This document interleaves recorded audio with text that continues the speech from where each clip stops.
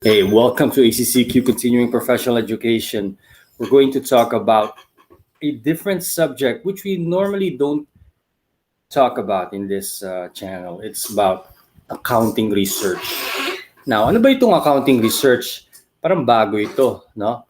Well, bago ito dito sa new curriculum dito sa accounting, but it is included in the accountancy course because of its importance, especially in the areas of drafting yung research, writing, and communication is a big part in accounting. And in research, we would be able to learn how to communicate and write legibly.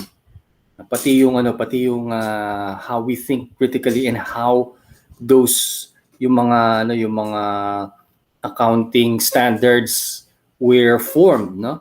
So these are part of the process of the accounting research, and it is imperative for every student to learn yung mga philosophical assumptions. Now, speaking of philosophical assumptions, no, which is also applied in the accounting standards, yung mga accounting standards na the most common there, no? Okay, so speaking of that, we're going to talk about assumptions or philosophical assumptions after this.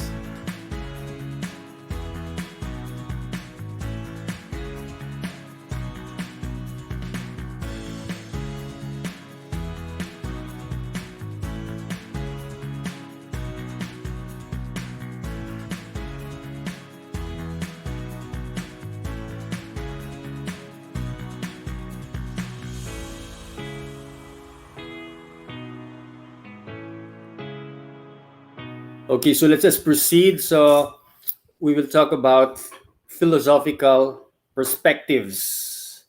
So let me just share you the screen. So as you can see, this is part of the accounting research.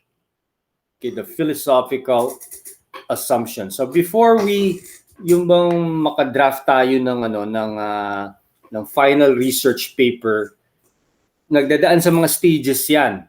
And isa sa mga pinakaunang stages, especially in qualitative research, is yung philosophical assumptions. So, before we proceed dun sa philosophical assumptions, I'd like us to identify our learning outcomes for this session. So you'll be able to understand the underlying assumptions in research. Ano ba yung mga assumptions dito? Saan ba nanggagaling ito? No, let's say a particular na topic na interesado ka, especially if it's connected with accounting or in business, no? Okay, so how do you come up those assumptions? So we're going to talk about that, no? And then yung identify the differences between positivism, interpretive, and critical research. So ito yung pinaka underlying na approach natin doon sa philosophical assumptions. Okay, so we're going to talk about that as we move along. Now, what is philosophical assumptions? So it says that a philosophical assumption is the theoretical framework used by research to collect, analyze, and interpret the data that is collected in a particular field of study. Beyond that, so yung philosophical assumption, ito raw yung theoretical framework na ginagamit ng mga research. No? Kung dito sila nagbabase ng kanilang approach, no? Okay, whether it's positivism, yung interpretive and yung critical. Okay, so ito yung pinaka essence nun. So it establishes, philosophical assumptions establishes the background used for coming conclusions or decisions. No? So itong philosophical assumption, no, just to add a few notes here, no, kumbaga ito yung meron ka ng meron kasi lahat tayong assumption eh. Okay, so meron na tayong assumption to begin with. So para bang impression sa isang bagay, let's say sa accounting, meron na tayong yung bang meron kang at the onset pag sinabing ano yung impression mo sa accounting. So meron iba mahirap, tulad ng mga sabi ng mga students, mahirap pero kakayanin, hirap. So yun na yung philosophical assumptions, no? Okay, yun yung assumption nila dun sa subject na yon. So ito yung bang kanilang mindset, no? Okay, so ito yung theoretical framework. Ito yung pinaka nila. Yun yung pinagbabasihan nila ng kanilang interpretation, no? Maaring base doon sa mga naririnig nila, okay, where they relate. So this is the theoretical framework. So philosophical assumption is the theoretical framework, okay, used by research to collect, analyze. So ito yun. So ito yung accounting. So ito yung degree niya, yung mahirap siya, no? Tapos yan. So ito yung pinaka doon tayo gumagawa ng pinaka yung bang conclusion natin.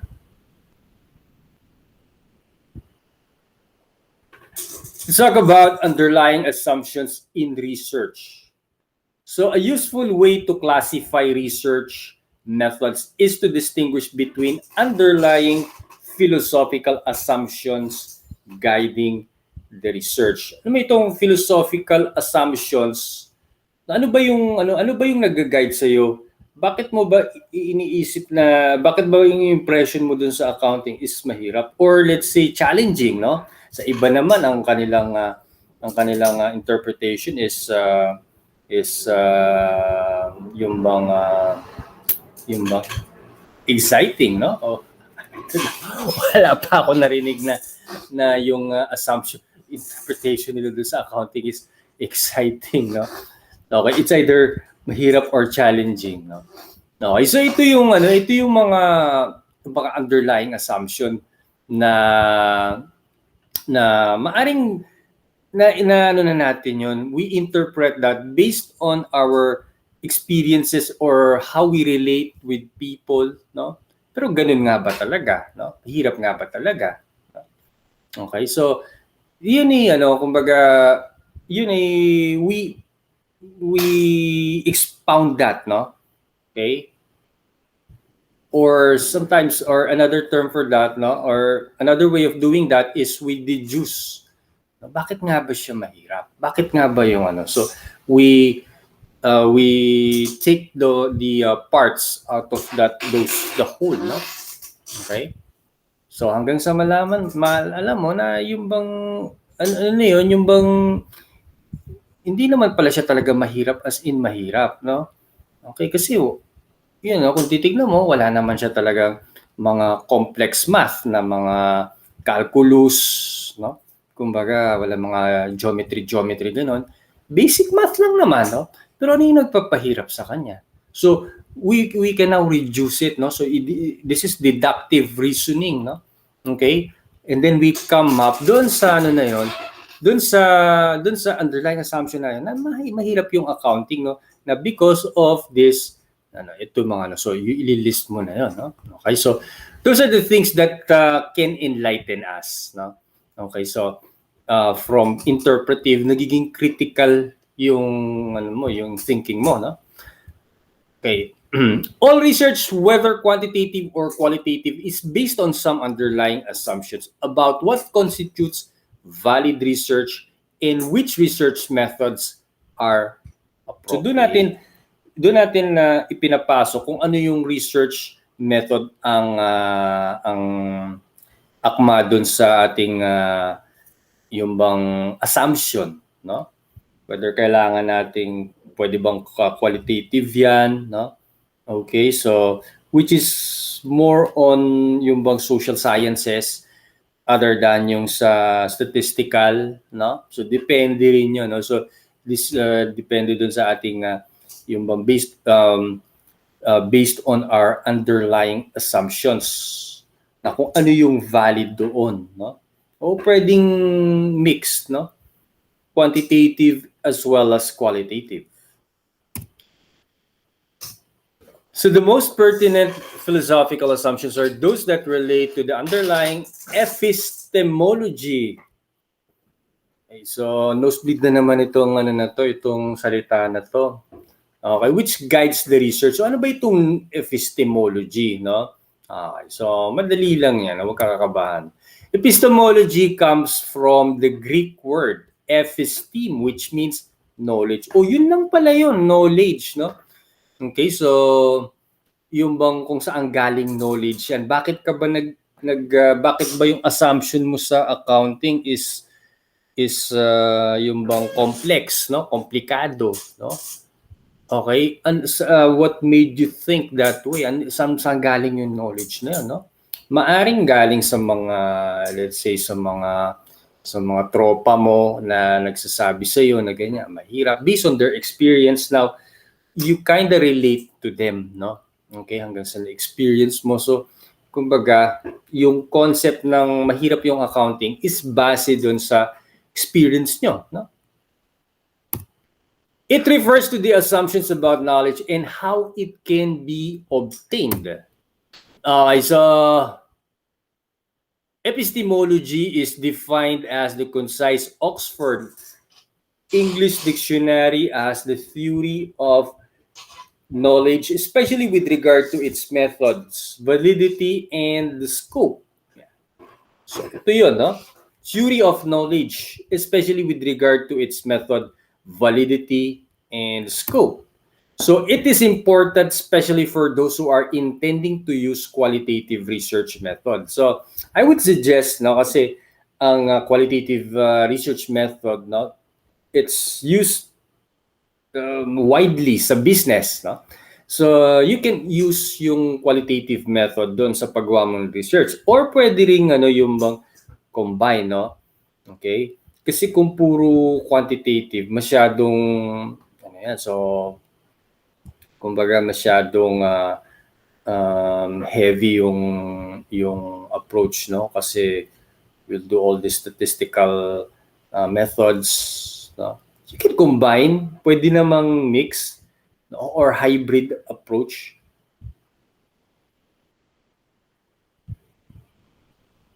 With reference to the validity and scope of the knowledge they obtain. So ito pala yan, no? Okay? So yung epistemology, no? Okay, yung bang knowledge na kumbaga how do we come up with that knowledge, no? Okay, it's like looking at the thinker, no? Okay, so paano natin paano tayo nag-come up doon sa knowledge na yon? Okay, so is that valid yung bang na yon, yung bang supposition mo na ganon yung isang bagay? So they also need to understand the limits of that knowledge. Okay, so kasi wala namang no? yung knowledge natin may limitasyon yan. Okay, so nobody has the monopoly of knowledge. Okay, wala. Except God, of course. So as you can see here, ito yung qualitative research, no? Okay, so it starts from the philosophical assumption. Okay? Which itong nandun sa yung tatlo doon sa pinaka-base sa baba, no? Yung positivist, interpretive, and critical. So, of course, after making that philosophical assumption, whether any of those three, no, whether it's positivist, which we will explain in a while, interpretive and critical, no? So mamimili ka lang dyan sa isa, no? Pwede naman rin merong yung mga actually minsan kahit unconsciously you would notice na nagleaning ka dun sa isang particular philosophical assumption, yung bang mas gamay mo, mas ba no, mas akma sa ginagawa mo. And then yung research method after that, so ito na. So gagawa ka na ng research method mo, no? Okay, so yung mga papers, no? Papers nyo, no? Okay, so you may take note of this. And then yung data collection technique. So paano ka magko-collect ng data, whether it's yung bang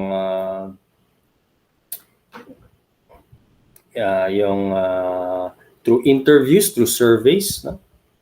Tapos and then data analysis, na how do you analyze yung mga na collect mo?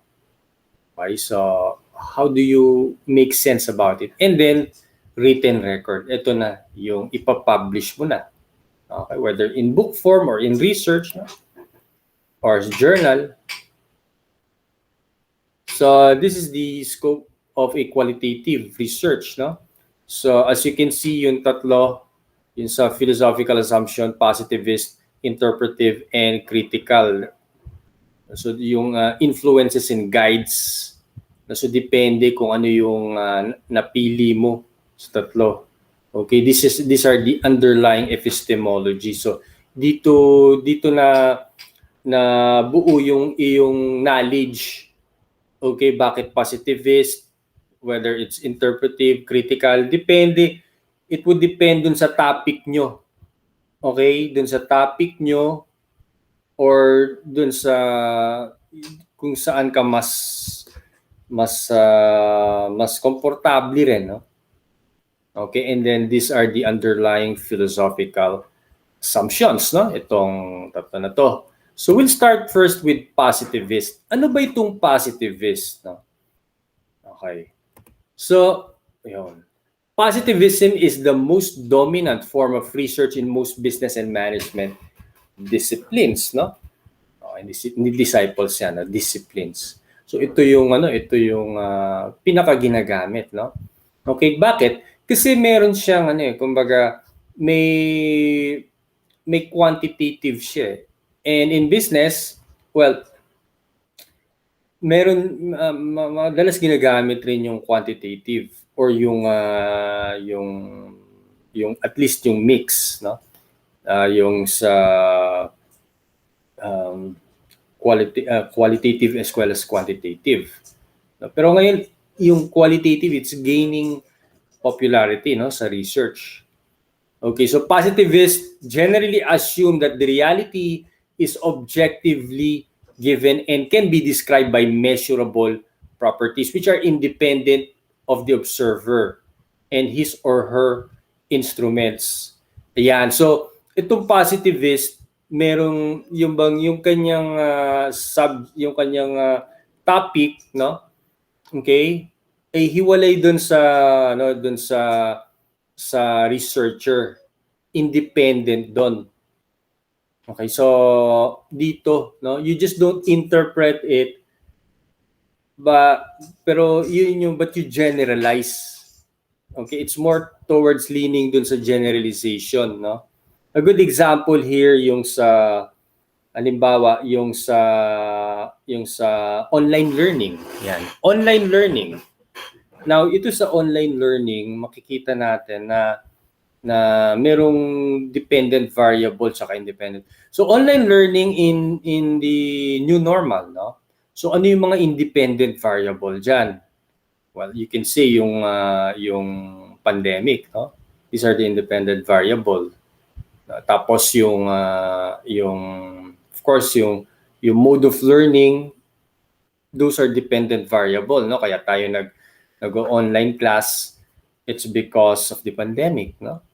Okay, so we're dependent on. So meron siyang no? Okay? So most likely na appropriate na research dyan is positivist. Okay? Because you can also look at it on a natural science point of view, no? Okay, so not just yung social, no? Okay, so yung mga ganun, no? Okay, so positivist studies generally attempt to test theory. So in an attempt to increase the predictive understanding of the phenomenon.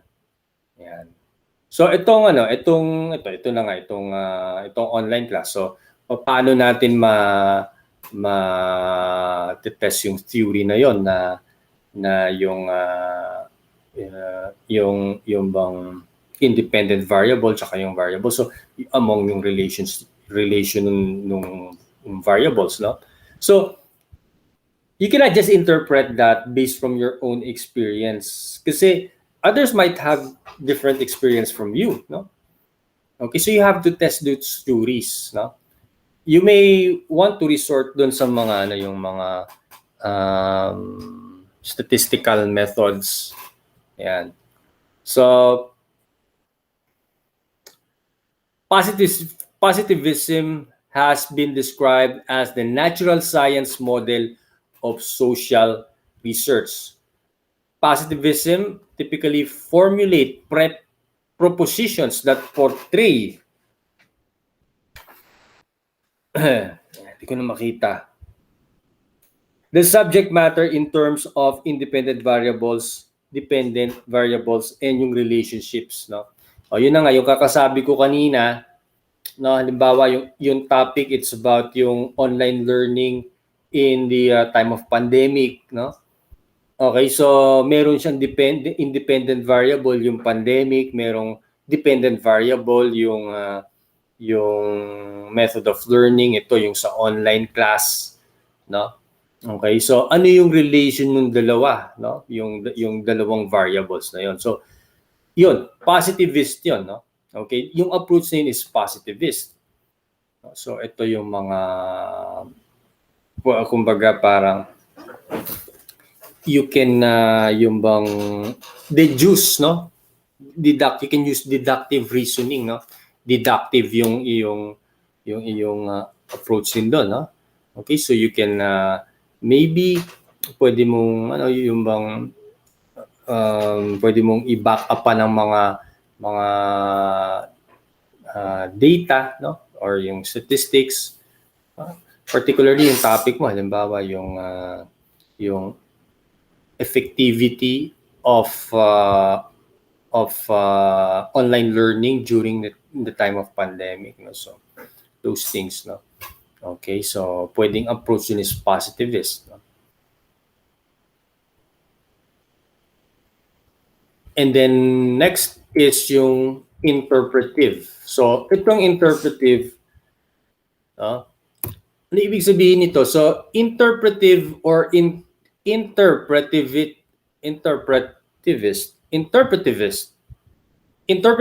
or interpretivist research is not as common as positivist research in business and management.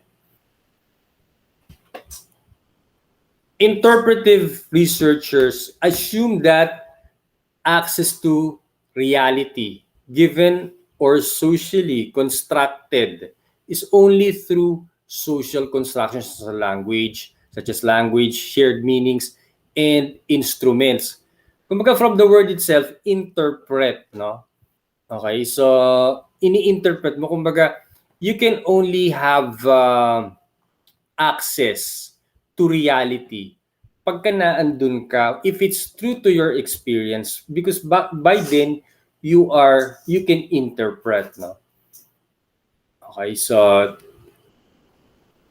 interpretive research do not predefine dependent and independent variables, but focus on the complexity of human sense making as the situation emerge, no?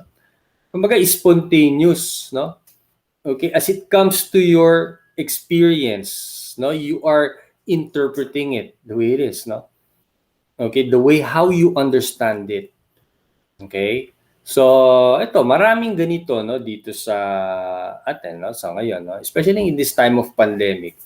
No, a lot of events that are happening dito sa pandemic are brought to our senses and we interpret it based from our experiences, no? Okay, yung background natin. So we give a taste of yung personal element doon, no? Na kung minsan pwede mo sabihin na it is already natitaint ng ng bias, no? Because of that, no? Kasi ini-interpret natin base doon sa and we look at the context, no? Okay, based dun sa context, hindi natin gine-generalize. Okay, yung isang, let's say, yung isang particular na event, no? Okay? So, halimbawa, eto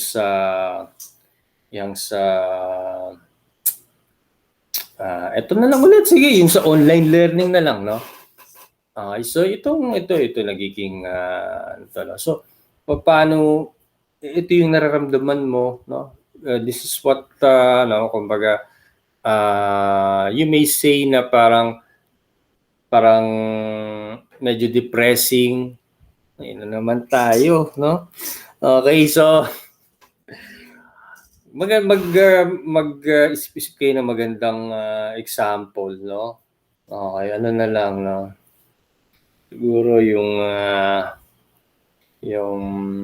naman yung yung about yung sa mga issues, no? Okay, yung issues. Ayan, yung sa COA, halimbawa, ayan. So, ano yung, makita mo yung social reaction ng mga tao doon, no? Okay. So, kumbaga, they're very, yung bang participative, no? Maraming participative doon sa yun, no? Okay, because this is how they take it, yung information, and this is how they interpret it, no? Okay, yung bagay na yun, no? Okay, so kaya nagiging discussion yan. Okay, so they make they make sense of it as the situation emerges. Ayan. Okay. So walang predefined dependent and independent variables as long as within that context yung nangyayari, no? Okay, so within that context, they attempt to understand phenomenon through the meanings that people assign to them. So, kung minsan, yung bang influence ng society, gano'n na rin yung nagiging natin, no? Yung patungo natin. Because, yung ating, we're social creatures. So, it's easy for us, no, to be gullible to the influences of others, no? Okay, walang taong hindi na one way or the other hindi na i-influence ng society o ng ibang tao, no? Okay? Because we're emotional creatures more than we care to admit, no? Okay. So that's why yung bang inassign nila na interpretation no, nagiging interpretation na rin natin. Okay, that's why kaya nga yung mga issues na yan, sabihin natin, opinion natin, no, it does not only come from you, it also comes from other people, no? Okay, it's a conjuncture, no? It's a combination, no? Okay, of different elements that made up yung interpretation mo, no? Okay, so ingat rin kayo dun sa research nyo, sa ginagawa nyo, no? Na baka mamaya, no, yung bang hindi na siya ganun ka-objective, maging masyado ng yung bang base dun sa no, base na rin sa beliefs. Interpretive research tend to focus on the meaning of the context. Ayun na nga, yung context, no? Ano ba yung context nun? Nung pagkakasabi niya? No? Okay, paano niya ba sinabi? Okay. Halimbawa, ako let's say yan ano kayo pa-party kayo, no? Okay, bigla ako nag-lecture, no? Okay, so siyempre titingin kayo sa akin. Wow, okay ka lang, sir? Ano yung ano, no? Okay. Kumbaga, sabihin ko okay lang ako, no? Okay. Ano ba yung ano? So ano ba yung context? Ano ba yung ano? There's a party going on, no?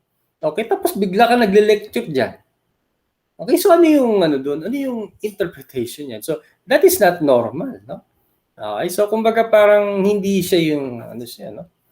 Okay, so pero if we do it in a classroom situation, probably online, no? It makes sense. Okay? So within that context, no? Okay. So baka pag nag-lecture ako sa ano, let's say nagpa-party diyan, it would come off as a joke. Okay, it would come off as a joke na siya nagpapatawa ka ba, no? Ano tayo lahat nagpa-party tayo, no? Kumakain tayo, bigla ka nag-lecture diyan ng tax o auditing, no? Okay, so some might even interpret it as a joke, no? Okay, so ano na yan, no? Windang na si sir, no? Kaya ganyan, no? Okay, so pero kung ano, kung ginawa ko yan doon sa ano, doon sa classroom or dito sa online, no? Okay?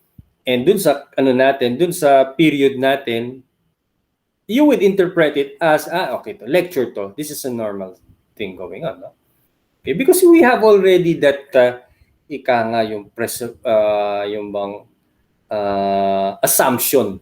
Okay? So that is yung interpretive, no? The key point is that the meaning of a particular word depends within a sentence. Ito na lang na example na to, no?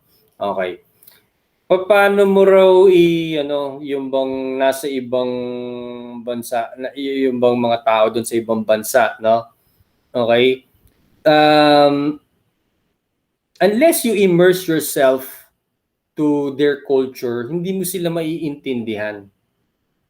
So, tama nga naman, no? Kasi merong iba, they study yung foreign culture, they make research on that one without going there, or they study a foreign language without going there. Okay? So, yun yung isa sa mga, yung bang, you can only understand yung mga tao doon when you are immersed there, if you know the language, no? Okay? I remember I studied French, no, back in 2006, 2005, I think. 2005, yes. So, I studied for about 4 years, no? Okay? So, yeah, vous parlez français. Je parle français à l'école UP. Okay? And j'ai étudié en français in Alliance France. Pero hindi ako masyadong natuto doon. Kahit sabi mong 4 na taon sa ano, doon sa eskwela. Okay, I didn't learn that much French, no. Yung level ko umano lang, medyo nagtumataas lang. Pero iba pa rin kasi iniisip ko pa rin yung sasabihin ko, no? Para bang ini-interpret ko muna sa bago ko sabihin. And that is not spontaneous. Until one time, noong 2009, I had a chance to go to France, no? To Lyon, France, no? Okay. First stop sa Paris, stop sa France, no? So, I was able to immerse doon sa culture na yan, no? Okay, I went out, no? So, medyo ano pa, yung bang medyo maloko pa ako na, no? So, I went, 2009 to, no? Okay, it was the Festival of Lights, Lyon, France, no? Okay, I was about to meet someone or some organization the following day, no. Okay, so I was there nung time na yun. So I immersed myself doon sa ano na yun. Aba, doon sa isang gabi na yun, no. Nakipag-usap ako sa mga ano, kasi di naman ako, wala naman nakakilala sa akin doon. So what the, okay, no. What the F, no. Wala, so I talk with French women.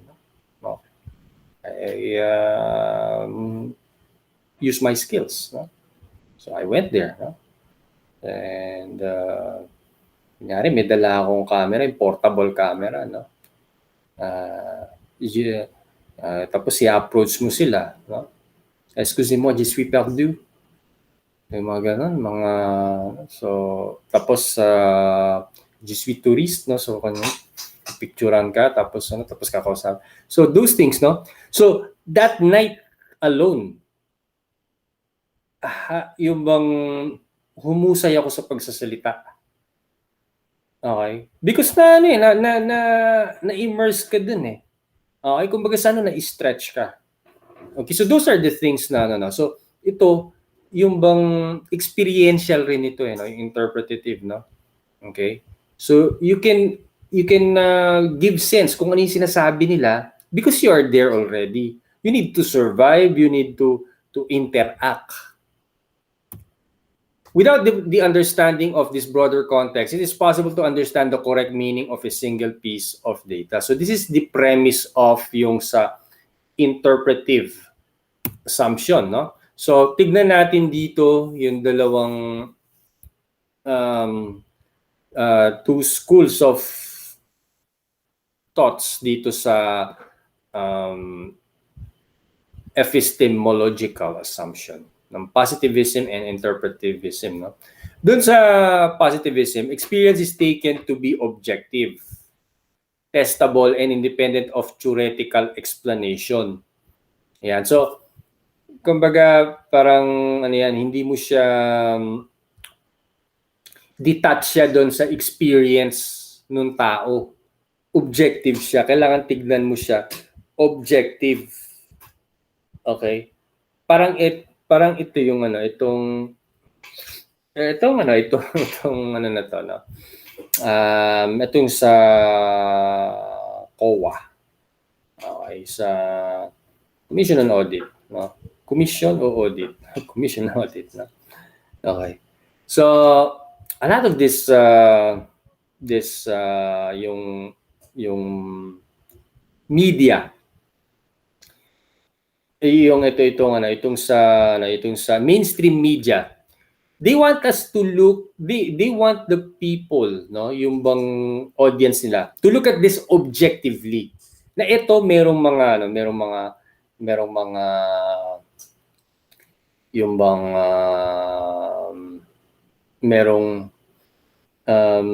yung bang allegations ng corruption itong mga agencies na to.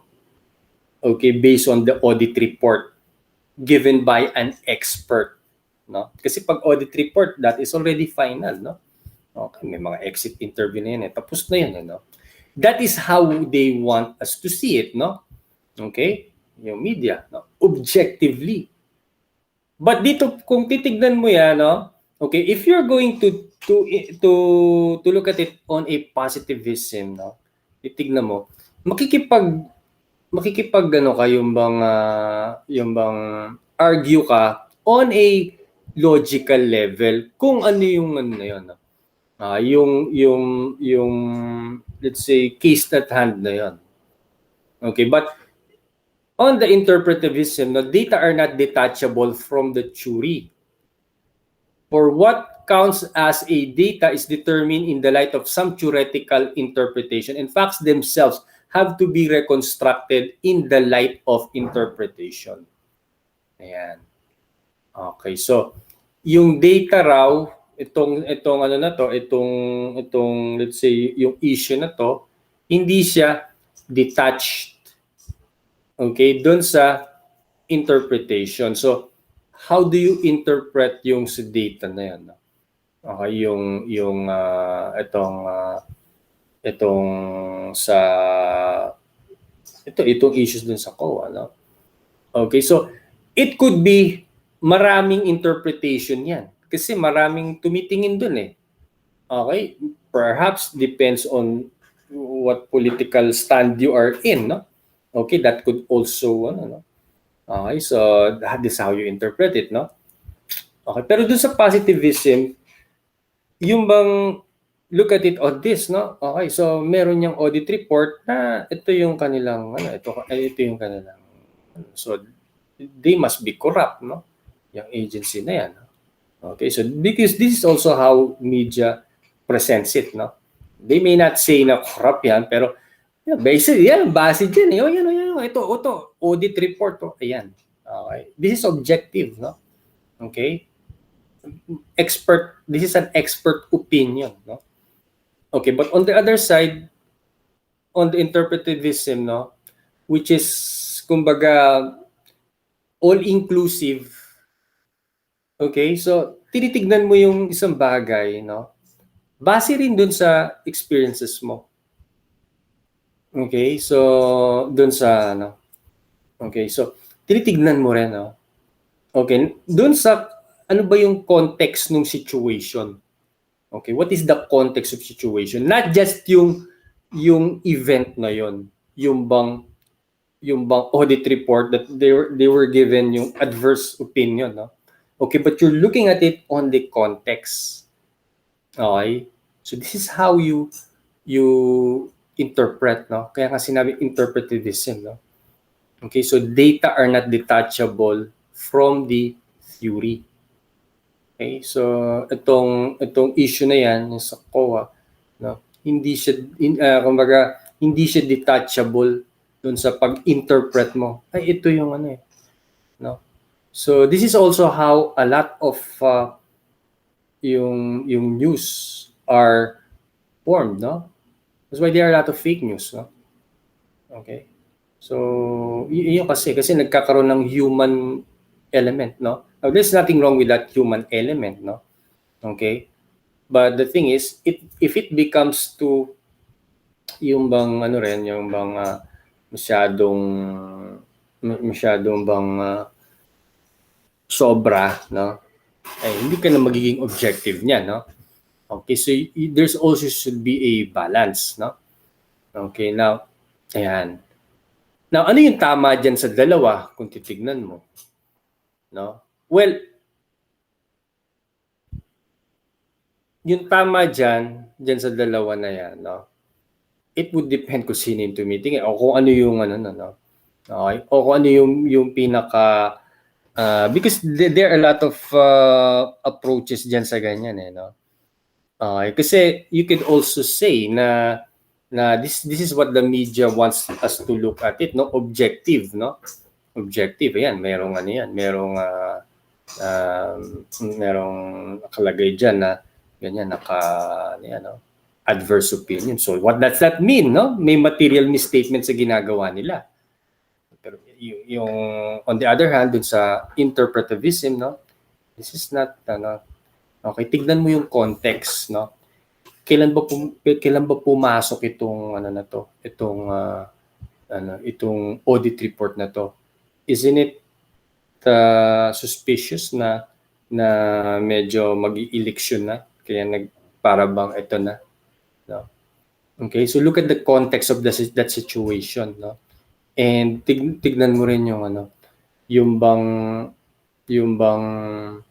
may mga factors pa relating to that. Maybe yung independence, no? Okay, so there are a lot of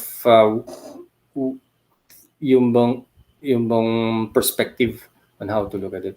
Now, what I want you to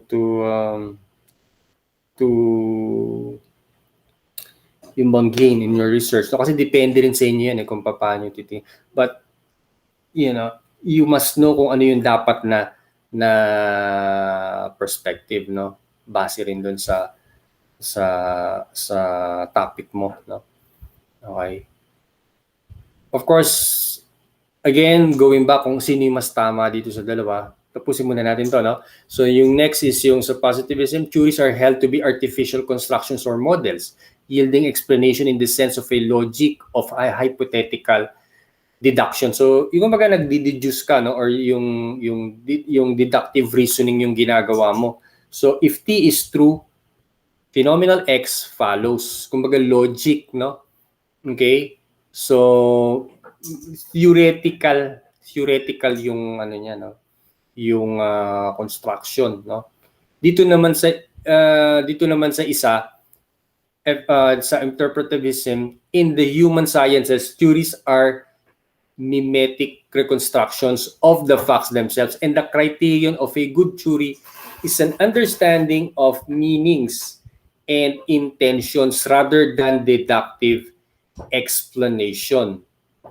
Okay, so in contrast dito sa positivism, no? Okay, nire-reduce mo yung yung wide information into, and then you narrow it, you deduce it, pero dito yung bang understanding of the meaning and intention, no? Okay, so in the humans, kumbaga it takes into consideration yung human sciences, no, which reconstruction of the facts themselves, and the criterion of a good theory is an understanding of the meanings and intentions rather than deductive explanation. So mabalik tayo ulit dun sa COA issue, no? Okay, so yung on one hand, they want us to see yung bang objectively, no, that there was an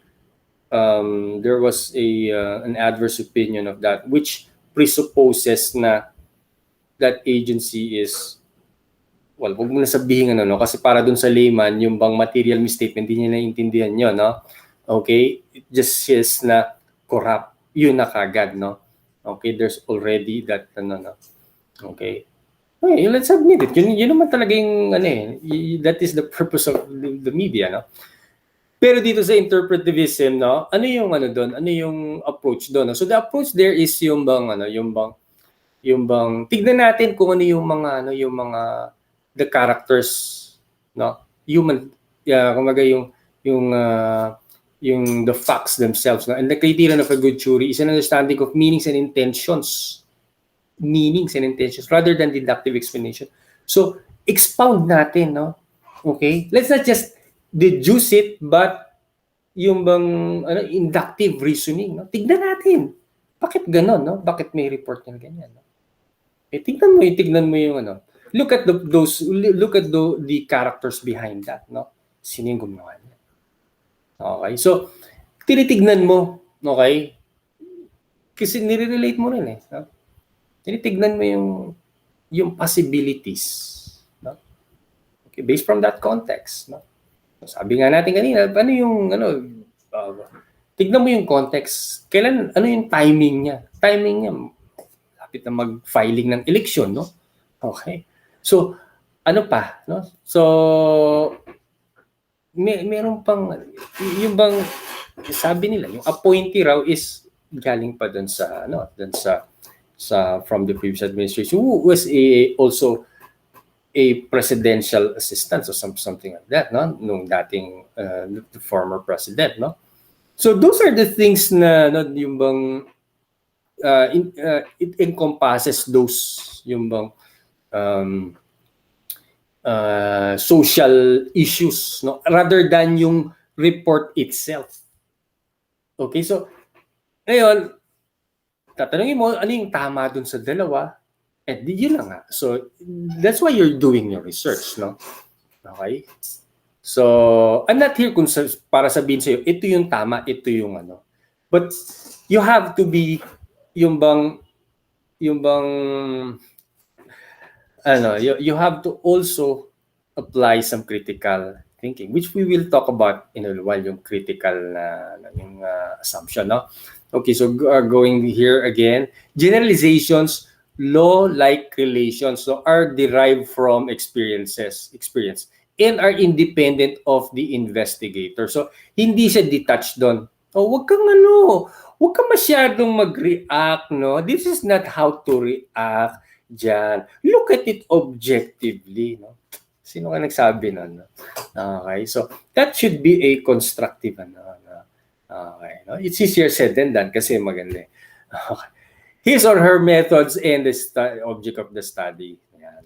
Sa kabila naman, the generalizations derived from experience are dependent from the researcher. So, kumbaga, attachment, no? His or her methods and the interactions, attach ka dun sa study mo dun sa subject Okay, so the validity of generalizations does not depend upon statistical inference but on the plausible and cogency, no? Okay, yung bang clarity, no? Okay, yung of the logical reasoning used in describing the results from the cases and in drawing conclusions from them, no? Okay, let's read that again, no? Hindi kasi masyado naintindihan yan. The validity of generalizations does not depend upon statistical inference. So hindi lang to sa mga quantitative, no? But on the plausibility. Okay, yung bang plausible, no? Relation, no? And cogency, yung clarity ng reasoning, no? Used in describing the results from the cases and in drawing conclusion from them, no?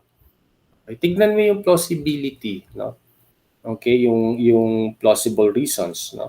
Base to doon sa doon sa rationalization nung context during that time, no? Okay. So, masasabi mo may human element dito sa interpretivism, no?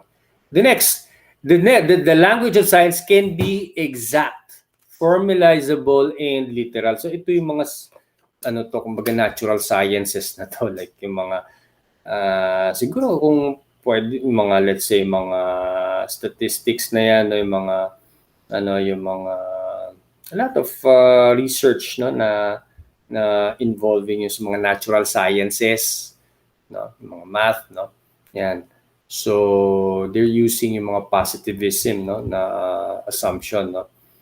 Okay, so dito sa business, because business kasi hindi mo rin siya hindi mo rin siya ma-reduce sa science That's why kung ma-reduce mo siya sa science, then dun sa yung bang I must say na lahat ng natapos ng doctoral o lahat ng naging masteral, no, yung dumaan dyan sa mga studies na yan, no, statistical yan, no, di lahat naging successful businessmen na. Kasi ano lang pala ito no? Ito lang pala, no? X is if X is true, then Y should follow, no? Okay, ganun, no? Okay, because that is how positivism, no? And in the classroom, yun yung no? But well, business is not like that, no? Obviously, business is not like that, no? Because there are a lot of people, no, who became widely successful na it's more of like how they interpret the world, no? Okay? Yung bang I'm not saying that the other one is better than the other, no? Okay, but that is not exactly yung bang a correct assumption for business, no? Sabi nga nila maraming yung bang a lot of businesses were proven yung bang kasi marami silang mga yung bang mga measurement, no, pagdating dun sa mga pag-forecast, no, they want to make business more less unpredictable, no, pero anong nangyari, nagkaroon ng pandemya, no. Okay, so these things are yung bang hindi ma-explain ng ganun lang, no. Okay, the languages of the human sciences are irreducibly equivocal because of the multiple emergent meanings. Marami kasing mga maraming meanings yan. You cannot just deduce it, no, na ito dito maniwala ka kasi objective yan, no, ganyan, no. Okay, pero may kita mo na maraming meaning yan. It could mean a lot of things, no. Okay. And continually adapt themselves to changing circumstances, no. Yan. Kaya sige, ito na lang sa pandemic, no? Okay, so there are changing circumstances. Meanings are separate from facts. Okay, and then dito naman, meanings in the human sciences are what constitutes the facts. For data consists of documents, intentional behavior. Oh, ito na nga, no? Okay, yung kanina pa natin example, no? It's about yung sa COA, no? If you look at it, no, dito sa isa, the media wants us to see the the report of an expert objectively, but on the other hand, meanings are not separated from the facts are not separated from yung bang ano yung bang the human sciences, no? Yan, meanings in the human sciences are what constitutes the facts. Yun. So, kumbaga, ito yung facts na pinapakita nyo. Look at the characters behind that, no? Okay, so there must be an intentional, no? Okay, of doing that, no? On the other hand, sinasabi naman ng iba, hindi, no? Just look at that, no? Okay, so now it's up to you how would you judge the situation there, no? The next is the critical research, no? While both positivist and interpretive forms of research are fairly well known in most business disciplines, the same cannot be said of the critical research. Okay? So interpretive research and critical research are similar in many ways. Yeah. Both kinds of research explicitly recognize the double hermeneutic, no, in social research. No? So itong hermeneutic, no, it's about yung interpretation, no, yung experience, no? Experiential. To a large extent, the epistemological assumption of interpretivism apply equally well to critical research. So para sinasabi dito na halos identical ito, no? However, critical research is a distinct paradigm from interpretive research. Critical research assumes that social reality is historically constituted and that it is produced and reproduced by people. Ayun. Okay, so historically constituted. Kumbaga, kaya ganito sila kasi ayun, meron silang precedents, merong historically ganon, no? Okay, you can say that sa ating mga Pilipino, kaya tayo ganyan kasi we were we were colonized by Spain, no? So meron tayong nakuhang kaugalian, no? Okay, and that this is produced and reproduced by people, no? The main task of critical research is thus seen as being one of social critique, whereby the supposedly restrictive and alienating conditions of the status quo are brought to light, no? So, kumbaga, parang as the title suggests, no, critical, no? So, dito yung pumapasok yung critical thinking. You just don't accept yung bang social norms, but you look at it on a deeper level, no? Okay, and you find ways to change it. So it is assumed that the current social conditions prevent the achievement of enlightenment. Ayun, no? Yun na, natumbok na, no? Justice and freedom. Okay? Kumbaga ito pagka-critical thinker, yung mga critical na ganyan, no? Okay? They don't take BS. Because, yeah, no? So this is what I want you to do in your research, no? Okay? So yung bang critical thinking, no? So rather than simply describing current conditions or current knowledge and beliefs as an interpretive research might do. The idea is to challenge, no? Bakit ba ganyan? Ano ba itong belief na yan, yung mga ganyan, no? An assumption that might be taken for granted by the subjects themselves, no? Okay, so ayan, kumbaga, you will challenge yung idea na yon. Okay? Bakit ba ganito yung ways of doing things nila, no? Okay? Yung ito, no? For example, yung mga kasi ito halimbawa na lang, no. Itong yung bang sa online learning, no. Maraming institutions ang hindi handa rito, no. So nung dumating itong pandemic, yung na-challenge ngayon yung beliefs. Okay? So hindi lang diyan, pati sa business, no. Ang dami mga businesses, no. A lot of businesses have this yung bang old beliefs na yung old ways of doing things tuloy-tuloy pa rin yon, no, without critically examining those things, no, hanggang sa nangyari itong pandemic, no. Okay, the idea is to challenge yung prevailing beliefs. Bakit ka ba nagkakaganyan, no? Okay, bakit ba ganyan yung paniniwala mo? So titignan mo ngayon, you will look at it, no. Okay na siguro kasi ito yung nakagawian na they became successful in that, no, during their time, pero ngayon hindi na siya magpapatuloy, no. Okay, kasi nagbago na yung panahon eh. Okay, so those things, no. To a large extent, the epistemological assumptions of interpretivism apply equally to critical research. So medyo may malaking similarity nung dalawa, no. However, critical research is a distinct paradigm from interpretative research. Parang nabasa ko na to, no? Yun na. Okay. Anyway. So, yan. Punta na tayo dito sa fifth example.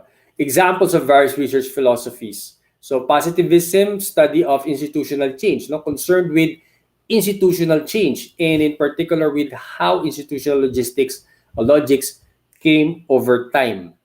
Yan. Kumbaga dito, sequential yung approach na logical. No? Dito naman, interpretative study of virtual teams. An interpretative approach is appropriate in order to understand how geographically distributed team participants try to make sense of their collective priorities. So dito, kumbaga, mas social yung approach niya. Dito naman sa critical, no? Okay, so using critical concepts, accounting is not a technique of producing data from decision making, but it is also an instrument of continuous surveillance that disciplines organizational members by creating knowledge about them. So in other words, dito sa critical thinking, kumbaga a step level, nagle-level up sila. Ito yung level up version ng interpretative, no? Okay? At saka kumbaga it's more like a combination of these two. Okay? Kumbaga parang ito yung kanyang hindi lang siya nag-stop dun sa status quo o na nako-content sa ganun, no? Okay? Pero pa siya, nag-i-exceed pa siya, no? Okay, ito yung this is what critical study is all about. It challenges yung mga old beliefs, no? Okay, it challenges yung mga old beliefs and suggests, no? Okay, nuance, no? Yung bang good is not enough, it could be better. Okay, so if you have any questions, okay, you may raise your question, no? Sinarado ko na yung question, no? Okay, so yeah. God bless and stay safe. Stay healthy.